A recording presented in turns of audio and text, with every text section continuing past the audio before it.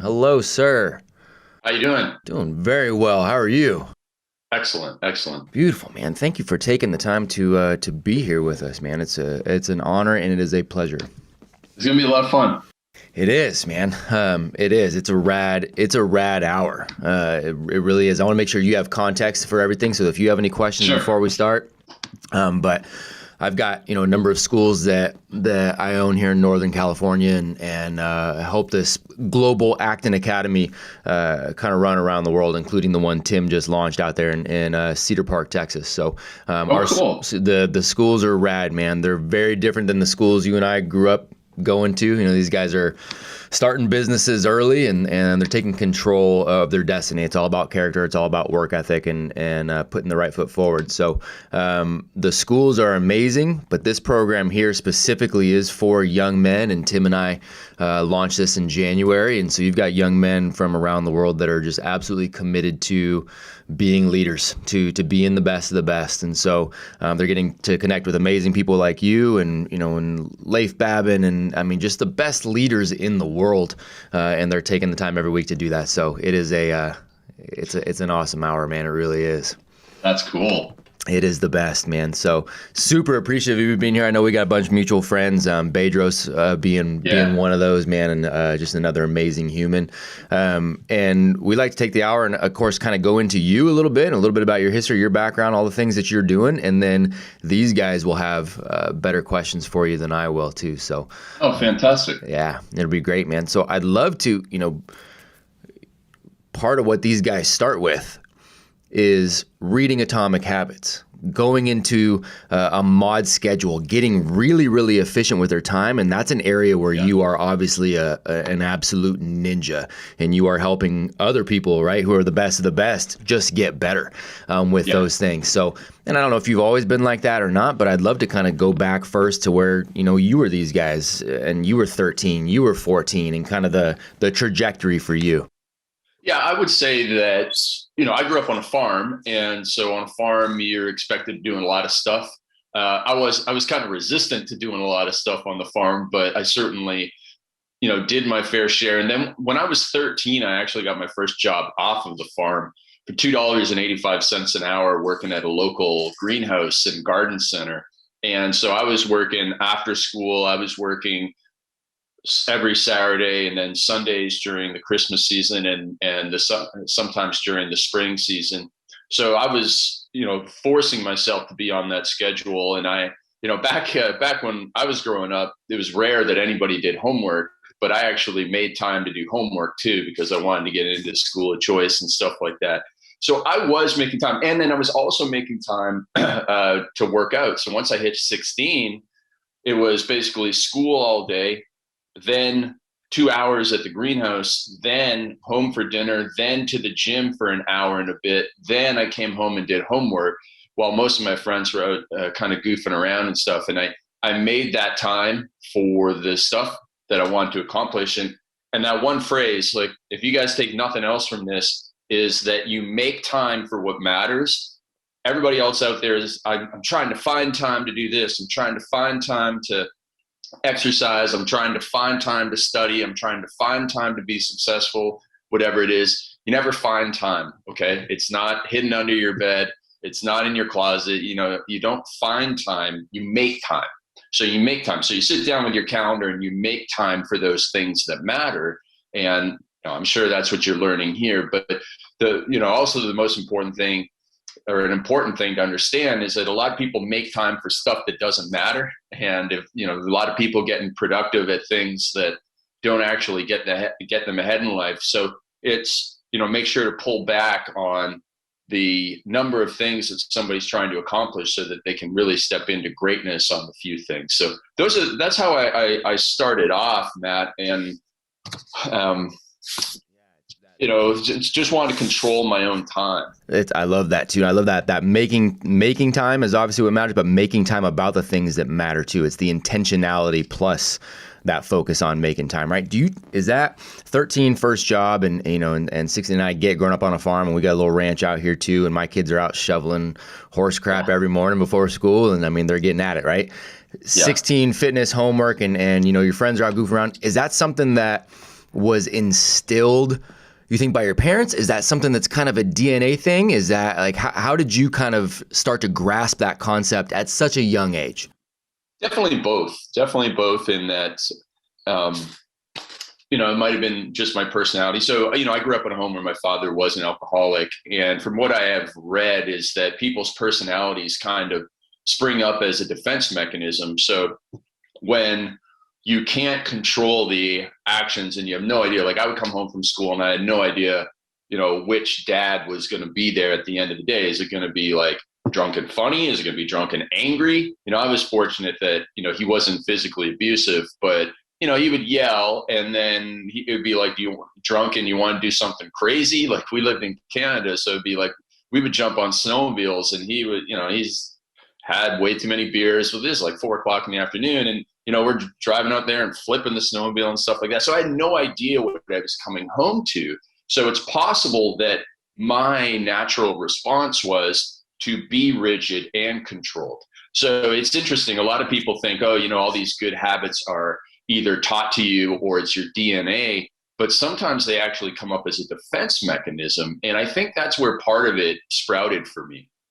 Totally get that, man. Totally get that. Yeah. A very similar experience. Dad was a rough guy. Worked in law enforcement, but kind of probably should have lived at the prisons versus worked at the prisons.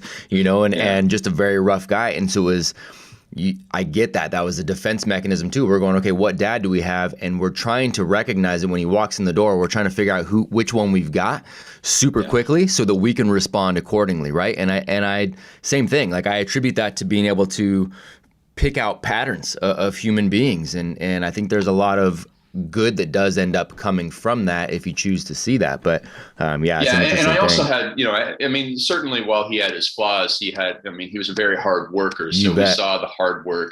I really enjoyed kind of the academic work. Like I really, I love to read. I taught myself to read at age 6 at a high level and all that sort of stuff. So I kind of replaced a lot of the manual labor with my own type of labor. And then it was, my mother was also a very hard worker. So in the wintertime, she would come home from her job where she didn't make a lot of money, and then she would sew clothes all night and that sort of stuff. And then in the summertime, she was in the garden until about 8:00 at night. So I had that work ethic instilled in me.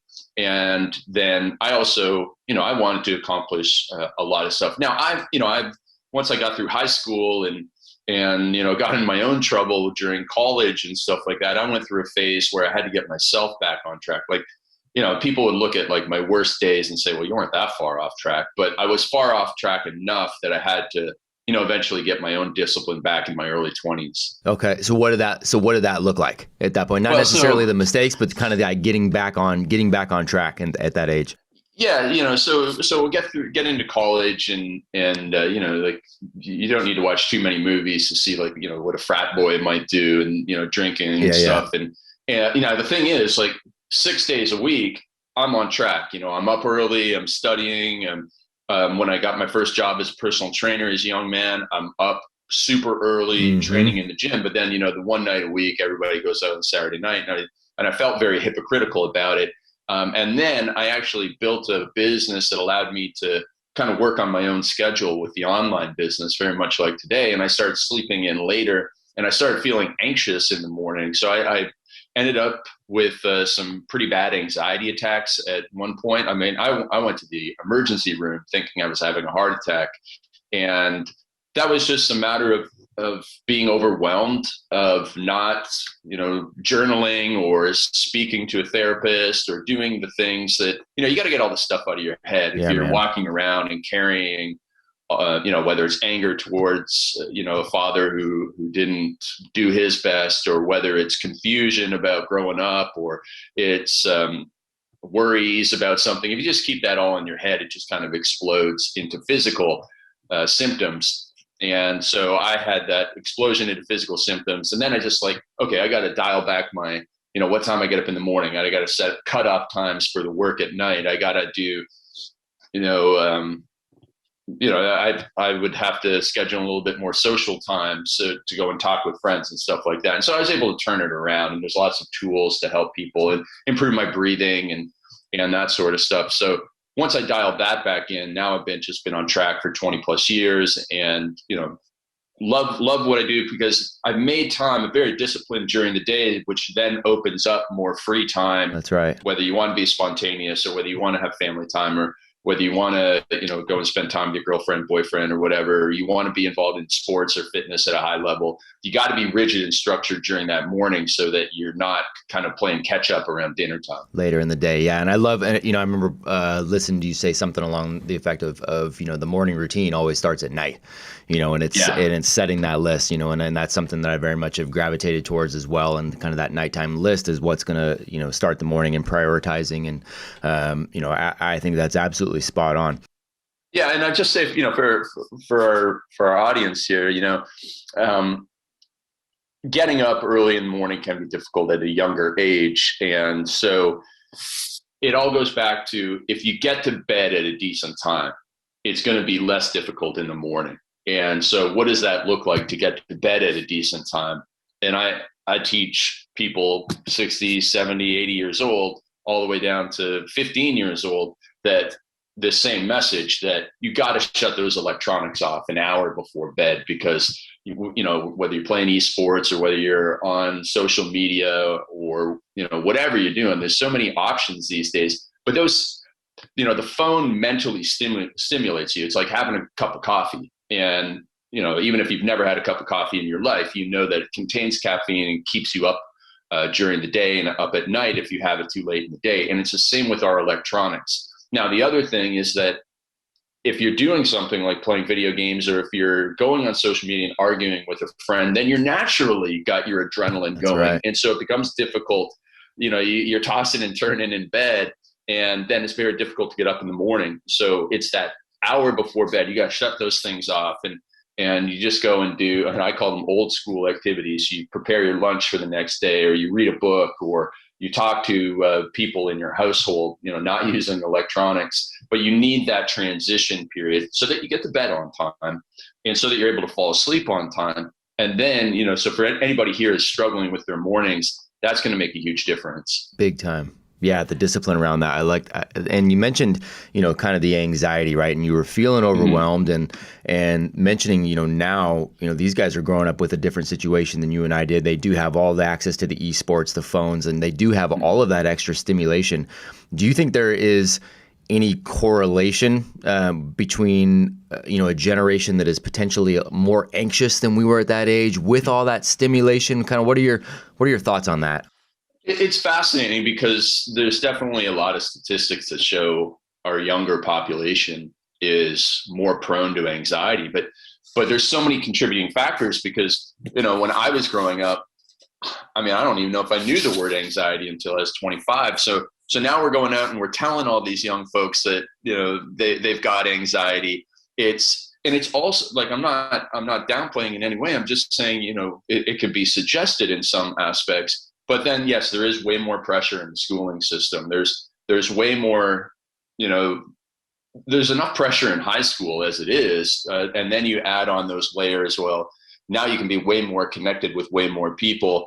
And then also it's just more acceptable to say that you do have anxiety, which is a great thing. And so that may contribute to the numbers as well, because if you can communicate that you're feeling it, there's a lot more people that are trained to help people overcome it. And I'll tell you what, anxiety is not depression. Anxiety and depression are two different things. Depression is a very difficult thing to deal with because I think it's almost inexplicable. And, the people that I've talked to that have real depression, they get into it for a reason that they can't put their finger on, and they get out of it for a reason they can't put their finger on.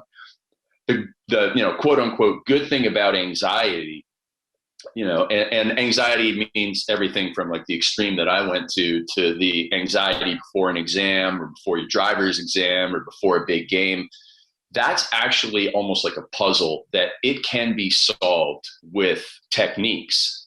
Depression, I can't speak to it at all, but you can solve anxiety with techniques that don't include that don't rely on you going down the medication route. And it's proper breathing.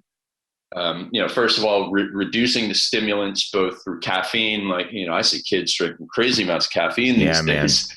I mean, so, and the amount of caffeine in the things that they drink is insane. It's one thing to have a Coca-Cola that has 50 milligrams of caffeine.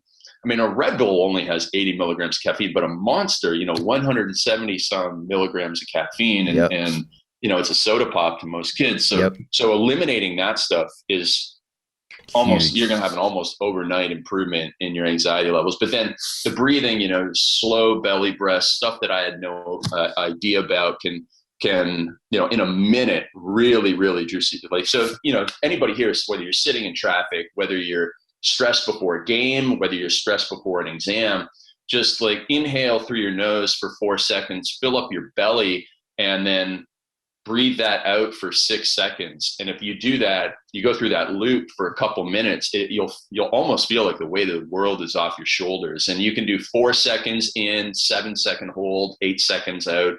All these types of things are wonderful for helping you calm down and fall asleep as well. I remember I found it very difficult to fall asleep a lot in my high school years. Sometimes it was because of a Coca-Cola. I was very sensitive to caffeine. And then other times it's, you're just thinking of some girl, or you're thinking of some sporting event, or you're thinking of like, how you can one up the guy who one upped you at school that day. So, but if you get into that breathing stuff, it'll help you get those things out of your head, or do some journaling and then help you fall asleep, which gets back to our thing before. But,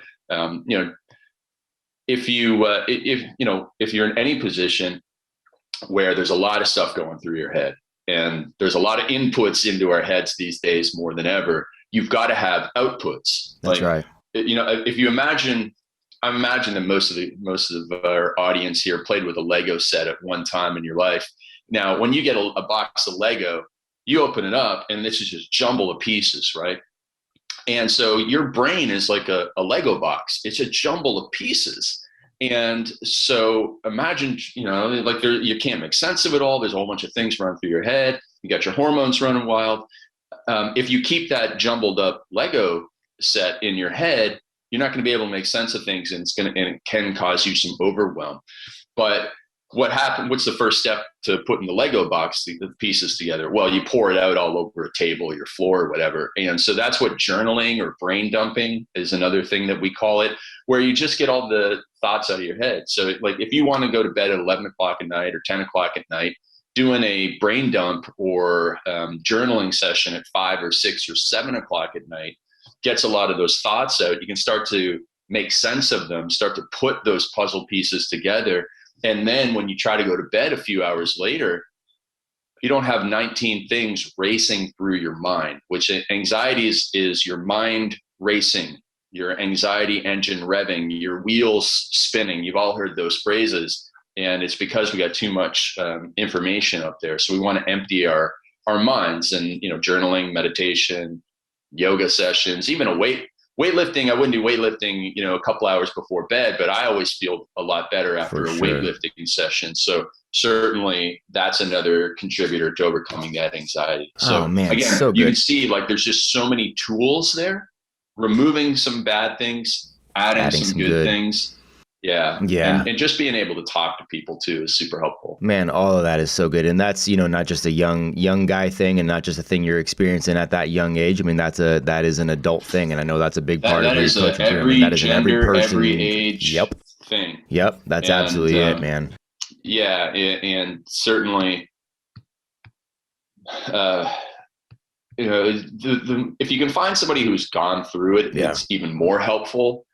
For some people, it's a very foreign thing. Like you might talk to your friends and who are just, they're naturally wired to never have anxiety. So you will, if you do talk to people, you will come across people who don't understand it. Unfortunately, what I found, Matt, is that eventually everybody understands you the hard way. I get a lot of messages from people 2 o'clock in the morning in the emergency room, and they're like, "Oh, I understand what you're talking about." And I don't want anybody, listening to this to have the same experience. But one thing to understand is that you generally start to feel the anxiety as a physical symptom. I feel it over my left chest here. It's just like a tingling or something, and that's when I know I either need to breathe slow down. It doesn't happen. I don't drink alcohol anymore, but when I did drink alcohol, I felt it in that area too. So just be very aware, like having that mind-body awareness, which comes from physical activity, is an incredible tool as well. That's huge. Yeah. And it's interesting that you mentioned it, because I definitely do the same thing. It's like an upper left trap, kind of deal. Like that starts to kind of starts to tighten up, and it's like, that's, hey, man, I got to get some of this stuff out. And so many good areas, you guys, the breathing. I know, Erwan, LaCour, Mark Devine, box breathing. And I mean, there's so many different guys. I just found that Erwan guy the other day. Yeah. Where's he based out of? Yeah. So he was in New Mexico, for a long time. I believe he and his family, last time I talked to him, he was in Mexico. He'd actually moved his family down there. The majority of the time he travels, all over the place. But, he's an interesting guy. He's a really, really good guy. Yeah. Really good. So, go back, sorry to interrupt there, but finding out that breathing stuff, and it's not complicated. You can take it to a high level, but the immediate relief is not a complicated thing. True story. And fitness, especially for young men, I know very much into kind of that mind-body connection we're talking about. Fitness and having that physical outlet, is something that is just ridiculously important. And part of this program, these guys take on monthly challenges, monthly projects. There's monthly readings. We're doing weekly sit downs. But the physical component, the workouts, that Tim and I put together, and Ray Care and a couple other guys, right? And that I think those are absolutely imperative. And I know fitness was obviously a huge part, and that may have been, honestly, when the first time I heard it, may have been through that. Through some of the things you're doing in fitness. I had a big fitness influence. We sold a lot of workout videos and stuff like that. Now, I'll say that I was in the best shape of my life when I had my anxiety attacks. So it certainly helped me recover faster. I mean, if I was out of shape, if I had a lot of body fat, if I had hormonal problems, if I had bad blood sugar, if I had horrible dietary habits, it would have made it more difficult. But it's one of the tools in the toolbox that you need to have, but it's not the only tool in the toolbox you need to have. Absolutely. I mean, you want to be in shape. Absolutely. No, could not agree more. What does that look like for you now, right? I mean, you've got that coaching business. So what is the physical fitness side of that look like for you now? Because I know you are very disciplined, very consistent in how you approach things. So what does that look like? And then it's pretty consistent. It's definitely not as hardcore as I'm 46 years old, and didn't use proper form when I was everybody's age here. Yeah. So there's some areas that need a little bit more help. I spend a lot of time sitting, which brings a problem there. But my workouts are almost equal in length in terms of warm up and mobility than they are in resistance training right now. And so right now I'm just using a little home gym, but I'm consistent. I will do something relatively intense almost every day.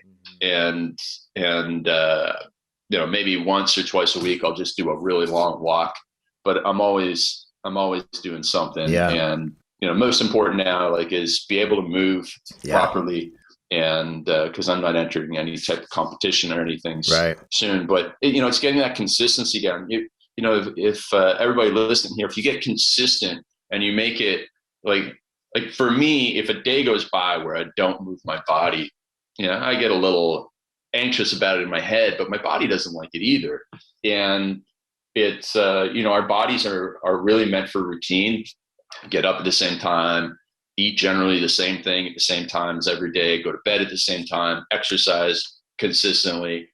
You'll feel great if you do that. And then all the other aspects of your life tend to fall in place. True story. Yeah. And good message on the same thing, man, as a young guy, and you take on those ego lifts and, you do get reminded of it later, and you I definitely, if I could go back in time, I would, I never did jujitsu or anything like that. I would definitely go back and make myself do that. Not that I can't, start it up today, but I think that type of training would have been a better use of my time than some of the long running and stuff that I did. But just don't overdo your body. Get lots of different types of physical activity.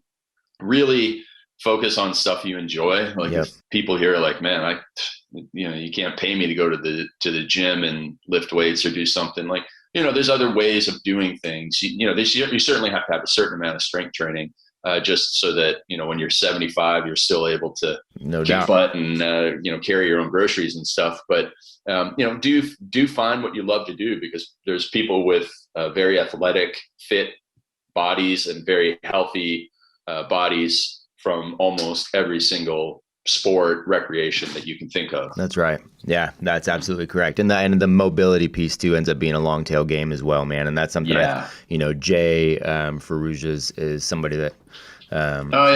Jay and I have known each other for. You guys have known each other for a long years. time. Yeah, man, long time. So yeah, super good dude. And he's, he's emphasized to me quite a bit over the last year and a half, about the mobility piece, and could not agree more, because he man. also did a lot of. Yes. Dog is trying to get in my office. That's all right. Yeah, Jay was like me, and maybe even sort of the princess is coming into the right office. Right on, man. Yeah, it's a good addition. So I think Jay has even more aches and pains than I do. Yeah. So, that's why he's such a proponent of it these days. And, oftentimes that advice falls on deaf ears. But, story. People, if you do a little less bench press and a little bit more mobility, that's a compounding effect that pays when you're 40 or 45, you'll be able to throw the baseball with your kid and it won't hurt. That's right. Yep, it's a big difference. So, gentlemen, I'm going to open up the door for questions for you guys here in just a sec. The last one that I have leading into that is, so, briefly, what does it look like now, day to day? Like, what is kind of your focus? Like, what is kind of the big priorities for you right now? Yeah, it's a great question. One of the biggest priorities in my life right now is, we in my business we call it Craig proofing the business, which means that the business, can run without me, that it still makes money without me, that decisions can be made without me. So, my career was personal trainer for a couple of years, gradually moving to an online fitness business where I sold workout books and workout videos. Then I had enough of that and wanted to help other entrepreneurs. So I went from fitness coaching to business coaching, wrote a couple books. The books you see behind me, they're Perfect Day Formula, Perfect Week Formula, Unstoppable. That one is How to Overcome Anxiety. And I can send ebooks and audiobooks of all these to you to share. And then when I wrote those books, we moved into the business coaching. So now you can almost like use an analogy of a gym for our business coaching. Like there's me, who might be like the head trainer, the owner of the gym. And then we have coaches with specialties, much like a gym would have personal trainers. And so I'm up early in the morning and I do my thinking time or some writing time. Then I do a quick meeting with my team. And then my wife and I take our dog to the park and then come back. And usually I'm doing some more writing and stuff like that around this time. And then in the afternoon, I do calls and I end earlier than I did, 10 years ago. So it's all about doing that, which is simply getting the business, leading the team, hiring great people who can come on and do the stuff, because if anybody gets into business, you can't do the stuff forever. But if you want the business to grow and you want to have a business and not a job, you eventually have to bring on other people and you find great people. So that's what I'm after. I love that, man. I'm glad you're getting to end earlier too. And we're definitely going through the Craig proofing of our campuses and things like that too, right? And bringing in, we've got some of the Echelon Front guys coming in today and just kind of chatting about just continually growing and kind of the business perpetuation there, but doing so in a way that decentralizes that power. Everybody takes ownership of their piece. And then our model too with the young people we serve, with the young heroes, is that increasingly over time, they're taking on more and more and more responsibility of running not just their own academic side, but running the business too, right? The young people end up running the campus. And so we're trying to get to the ideal point where the adults aren't even needed. And then we can go seed another, school campus that's doing the same thing to just kind of bring that ultimate responsibility back to the young people that we serve. So, yeah, very cool, man. No, I love that. All right, Mr. Aiden Steinbach, you are up, sir.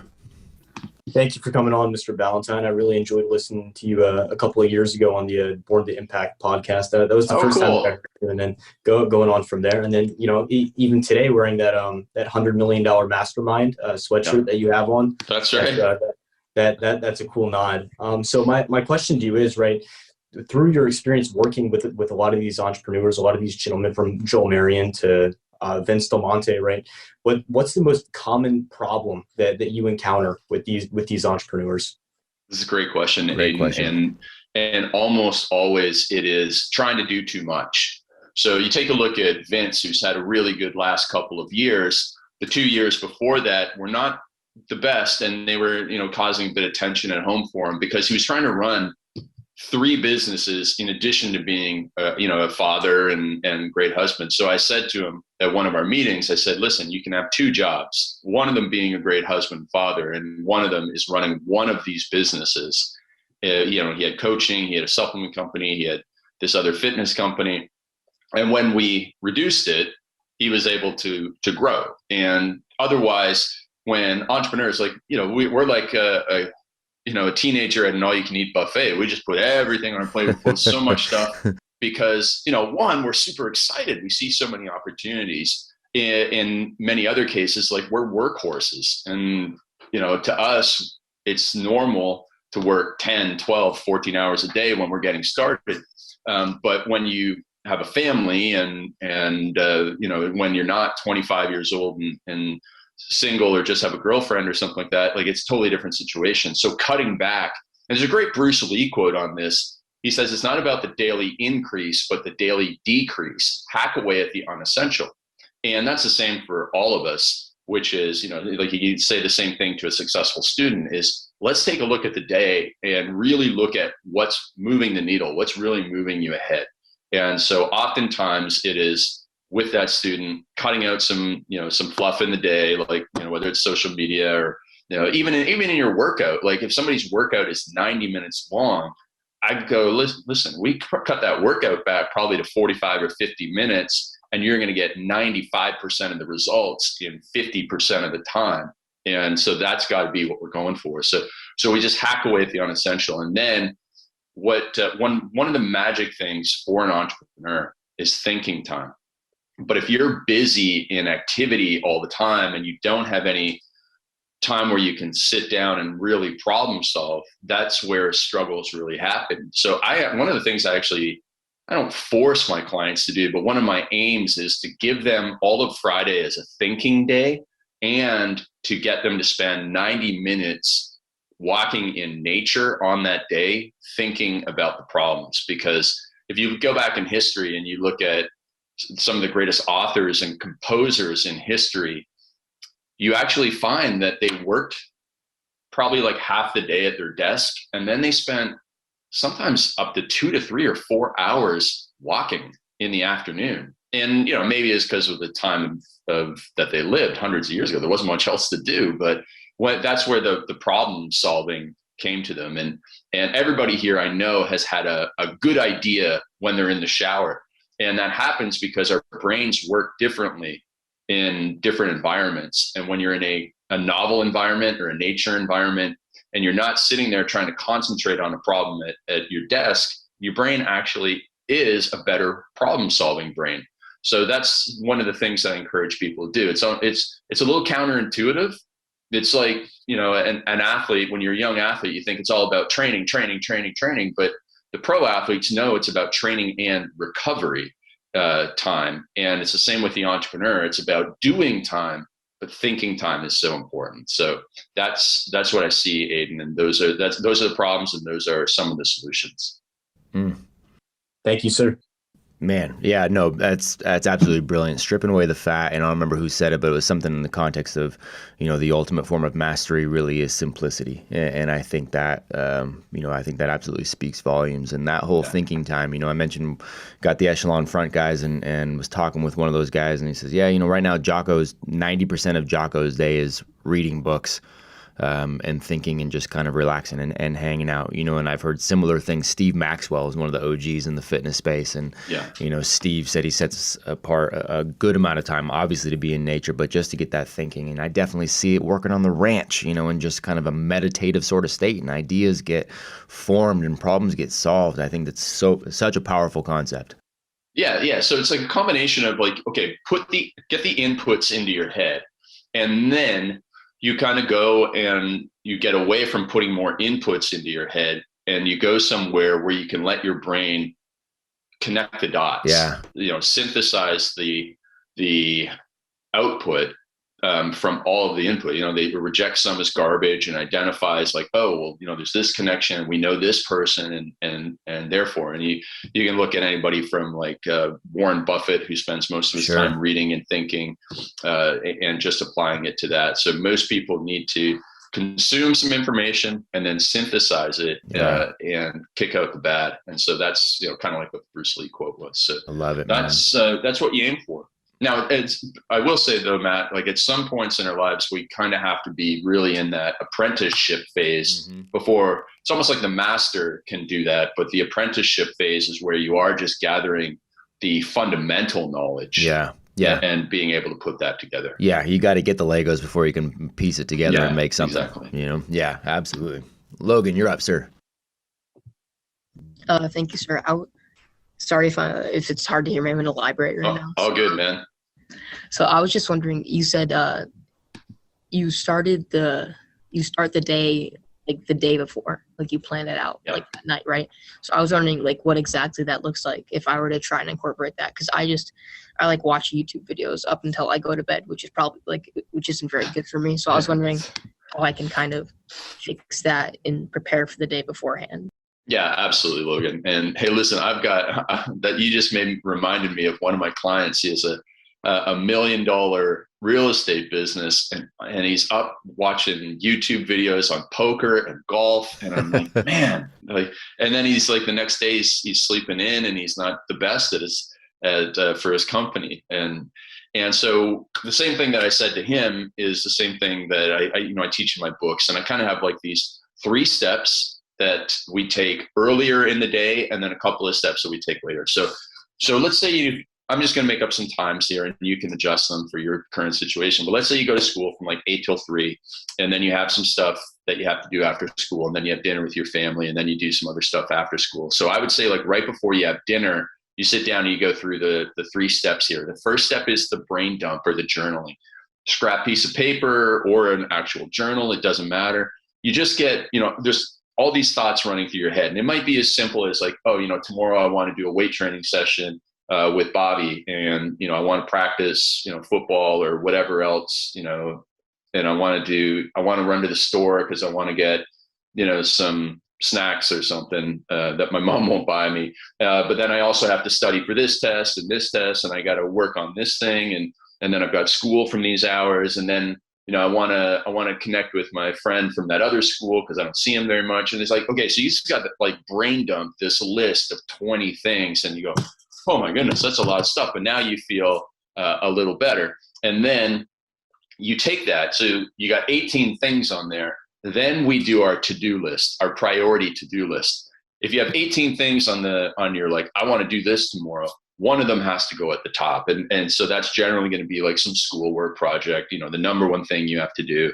Now you're going to have your errands, like obviously you're going to go to school, you're going to go to those classes, you're going to go to practice, you're going to lift, whatever it is. Like those things get put on the schedule too. So now you've kind of thought through that. It's like, okay, great. And then what you should do is think, okay, let's look at my number one thing I have to do tomorrow. How can I make it easier for me to succeed at that number one thing? So if I have to study for a math test, or if I have to write an English essay or whatever it is, okay, I'm going to leave my math books, out on my desk. I'm going to have it open to the page. I'm going to write down a couple of the problems I have to solve, so that way when I wake up, there's not as much resistance to doing the work, and you can get into it a little bit faster. So that's how you plan the day the night before or the day before. And you can do this like if you did this at lunchtime, that's fine. You don't have to do it really late in the day. It's anytime. Now, second part is just that, getting to bed on time. So if you want to get to bed at 10 o'clock at night, we do need to turn those YouTube videos off at 9, latest like 9:15. So one of the things that has been really, really helpful for me is what I call public accountability. And I will say this, Matt, actually, you said something earlier. You said the word discipline. Mm-hmm. And discipline is a valuable attribute, but if we only rely on discipline in our lives, like the ability to control our actions, just through sheer strength, right? We don't always win those battles, whether it's, for going back for a second, bowl of ice cream when we know we shouldn't, if we're, trying to make a weight for wrestling or something like that, or discipline of studying at night when we don't want to. You're not always going to win those battles. So what we need to do is set up systems. Systems overcome any lack of discipline. And that's the system of doing the preparation the night before overcomes the lack of discipline we might have. It helps us make the right decisions automatically. So one of the things that I do when I build a system, like even for me, there's things that I want to do that are not good for me, that I need to build systems that prevent me from doing those things. And one of the parts of the system is what I call public accountability. And public accountability is, whether it's group accountability or whether it's simply a one person, is you saying to somebody, hey, I don't want to be watching YouTube videos until 10 o'clock at night. I need to, shut them off at 9 o'clock. And so I'm going to say to a friend, if you look on my, I'm going to let you see my phone the next day and you'll be able to see how late I was on YouTube. I would imagine that might be possible with screen time or something. And if you catch me on YouTube after 9:15, then I owe you $5. And like that system of significant consequences for the wrong action can really help you make that change. So that's one place to start. And the other thing is, going back to Atomic Habits with James Clear, is that he says the foundational thing we need to do is change our identity. So, Logan's identity is like, I'm the type of guy who, does what he says. And, I'm making this commitment that I don't watch YouTube videos past this time of day, whether it's 9:15 or whether 10 o'clock or whether it's 8 o'clock or whatever it is, or I only watch 30 minutes of YouTube videos per day. Like, I've made this public commitment. Like, I tell people we watch one episode of Netflix a night.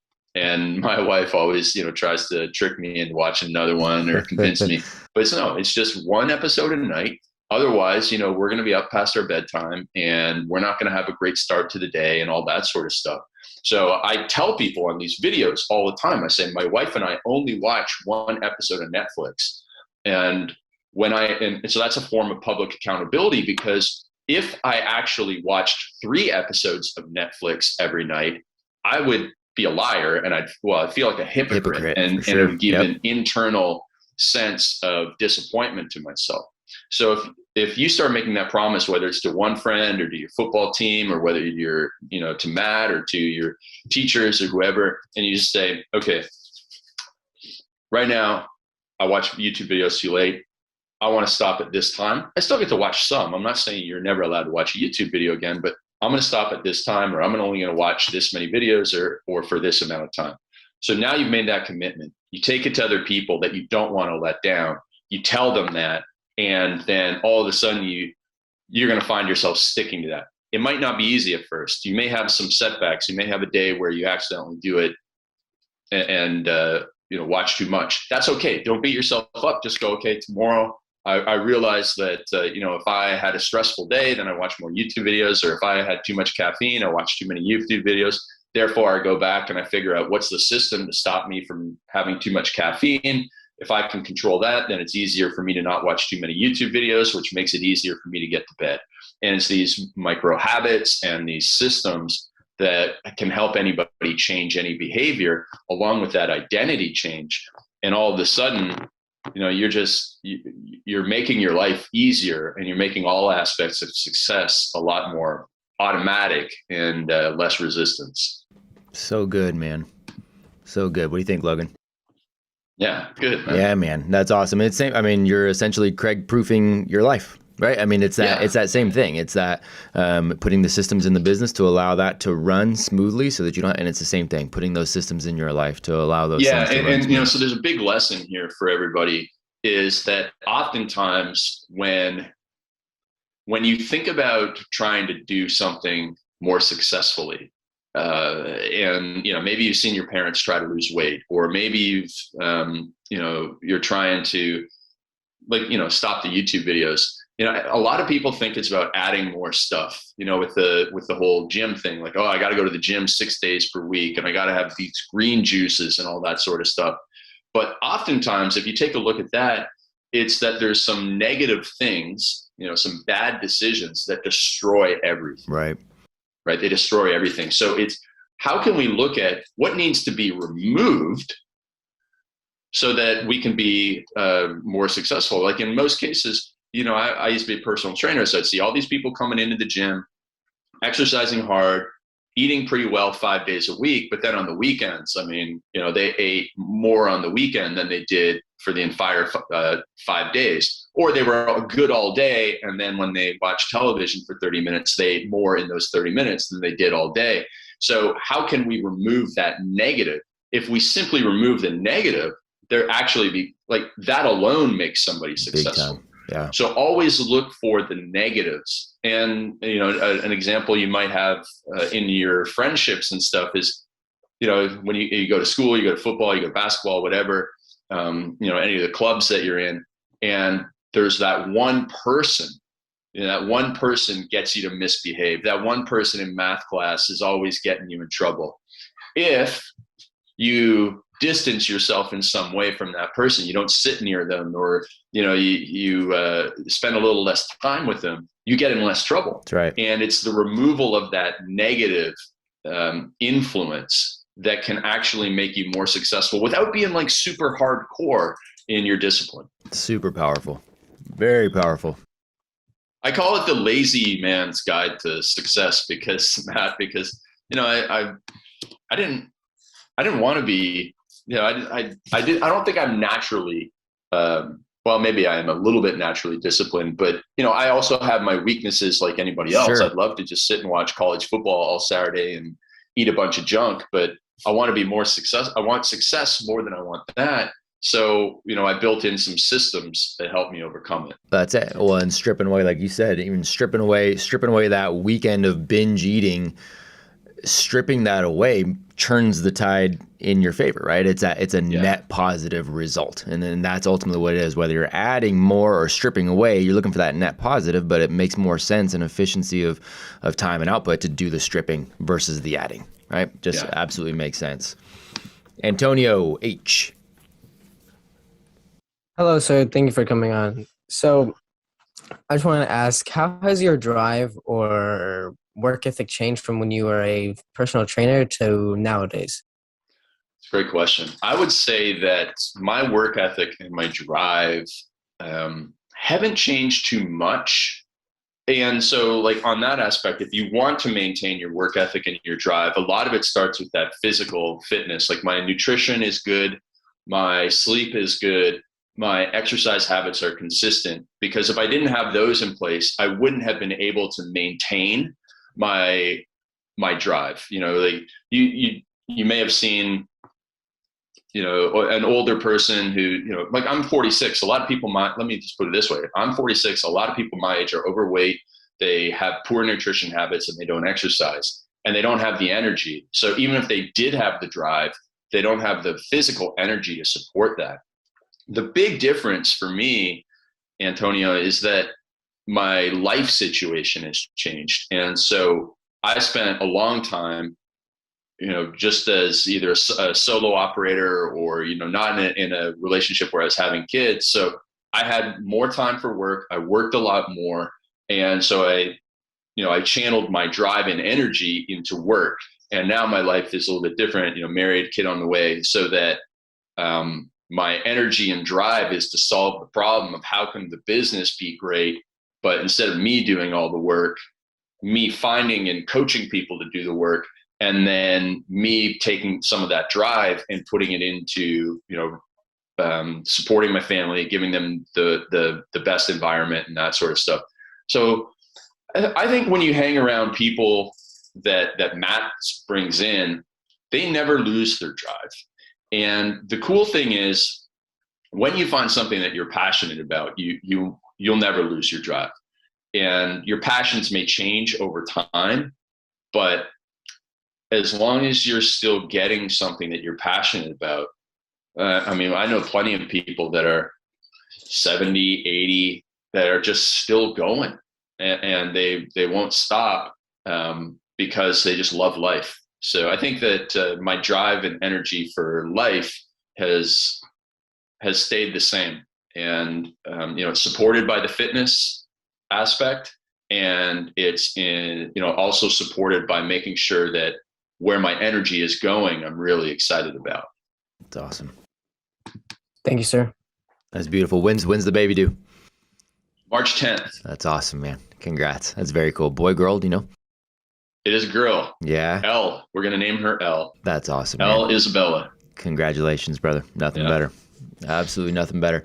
Gentlemen, so you guys got the last, Benaya and Kaleo, you guys are going to have the last two. Keep in mind we have 10 more minutes left. So, Benaya, you are up, sir. Thank you, sir, for coming on the call. It means a lot to us. So I had a question. What was the biggest takeaway, or did you have any takeaways when you lived on the farm and when you moved out? Did you notice anything?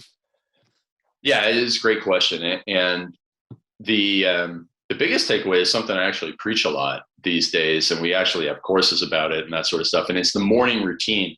So when I grew up on a farm, my father was, even if he had drank too much the day before, he was always up early. And the first thing he did was always feed the cattle, because cows don't take a day off eating. Whether it was Christmas Day, whether it was July 4th, it didn't matter. He had to get up, he had to go down, feed the cattle. It made it very difficult for us to take vacations, although we did have some, but someone had to come in and do the work for him. But the most important work was done first thing in the morning. And as you go through life, what you'll find is that there's a lot of opportunity that comes your way. There's a lot of things that you can be doing, and there's an incredible amount of distractions. And I've found that for most people, when they wake up in the morning, and this is actually research proven, when you wake up in the morning, you tend to have the greatest discipline. You have the greatest willpower, and you have the greatest intention that, you're really set on doing something good. Unfortunately, what most people do is, whether they may wake up and they may go and play around on their phone, or they'll kind of, just slowly get into the day. But then your discipline and your willpower is reduced over the course of the day. Like, someone, cuts somebody off in traffic, you got to use all your discipline not to get mad at them.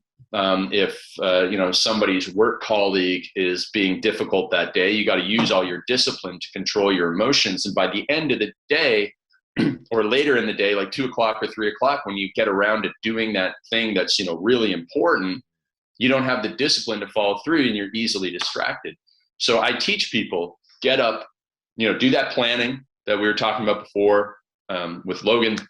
Do that planning in the afternoon, so that in the morning when you wake up with that discipline, you're not spending it on planning, you're not spending it on YouTube or Facebook, you're spending it on the most important task. And so I learned that in a weird way from my father, and I kind of transferred that over into the work that I do today. So whether I was writing a book or working on a YouTube script or any of the hard work that I had to do, I had to do it early, because if I waited till later, I'm like anybody else. I want to go and check some social media. I want to check the sports score. I want to do some other things. And it becomes more difficult to do the hard work later in the day. So that was the biggest thing. And that's a really good question. So true. Thank you, sir. Beautiful. All right, Kaleo, you are up, sir. Thank you, sir, very much for coming on. My question for you today is, what was the most influential mistake that you have made in your past? That is a really good question. You guys are too young to have made the same mistake. Well, there's two mistakes. So the first thing, if I could go back in time and talk to myself at your age, or maybe a little bit older, on the personal side, You know, when you grow up in Canada, I grew up in Canada in this small town on a farm where everybody played ice hockey. And in my hometown, you go drink and then you play ice hockey, or you play ice hockey, then you drink. It doesn't really matter what order that you did it in. So I drank alcohol too much and too long in my life. And if I could go back to myself, and I was a bit of an introverted person, so drinking alcohol made it easier for me to socialize it. But I would force myself. I would grab myself by the collar and say, learn how to socialize without drinking alcohol. Alcohol it can really rob you of so much. So, just avoid that stuff. The second thing that I would do is I would go back and I would get myself to get a face-to-face, nose-to-nose, in-person sales job. So I worked at a greenhouse for a long time, and I was able to hide in the back, and I watered the plants, and I worked physically hard. But if I could go back in time, whether it's getting a job in retail or whether it's getting a job doing door-to-door sales. I mean, door-to-door sales is difficult, one of the most difficult jobs out there mentally.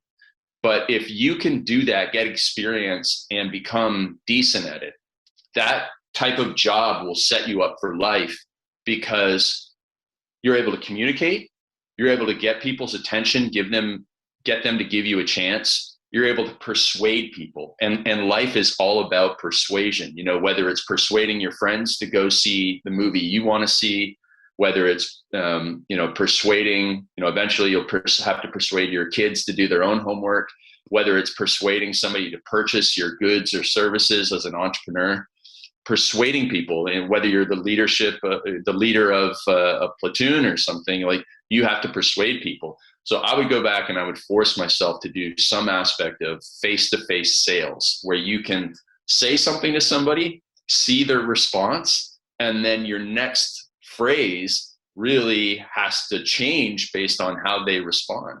I didn't do it. And, eventually, if you want to run a business, you have to sell things and make your case. And so it kind of took me a long time to get going. So those are the two things that I would go back and change. What do you think, Cleo? Yeah, man.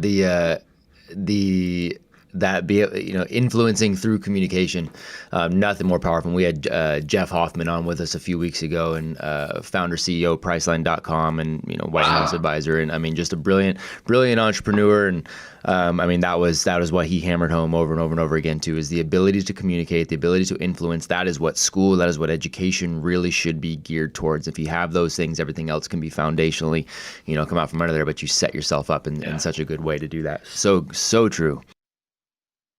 So true. I love it, man.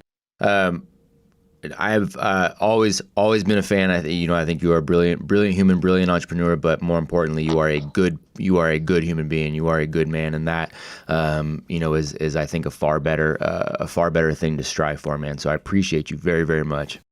Thank you. Yes, sir. We always, obviously want to know where, because we're going to run this as an Essential 11 episode too. So we want people to know where to go to find your work. So I'll ask you that. But then also, I think an even more important question is, how can we not just find what you're doing, but support what you're doing as well? What can we do to support you on that? Yeah, absolutely. I mean, I think the number one thing that anybody here could do is just, I've got my ebooks and audiobooks available for free at craigballantyne.com/free books. And, the perfect day or the perfect week formula is a nice little helpful thing to do your schedule. And, it'll really, really be helpful. And, just like, all I want is people to read my books. I was a book lover when I was a kid, and I spent a lot of time writing those books. And so I wrote those books for the world to read. And so, share them with your parents, and it'll help them too. It'll help them make more time for helping you or, taking you to sports or whatever. So true story. That's the best thing to do, my man. True story, man. I can vouch for that. And I appreciate, because you sent me books as well. And I remember heading out, I was going to Texas to meet with Tim and my other mentor, Jeff Sandifer. And I took all of those with me, and the flights there and back went through absolutely everything. And they're part of our library here on campus as well, man. So phenomenal work and highly, highly recommended. Awesome. Yeah. Craig, thank you, brother. You guys, let's give a big thank you. Thank you. Thanks, guys. Thank you. I appreciate you, man. I'm going to reach out to you a little later if that's okay. I'd love to just send you a small thank you for what you've done, man. Totally. I appreciate you. Totally. Have a great day, everybody. Thank you, sir. You as well.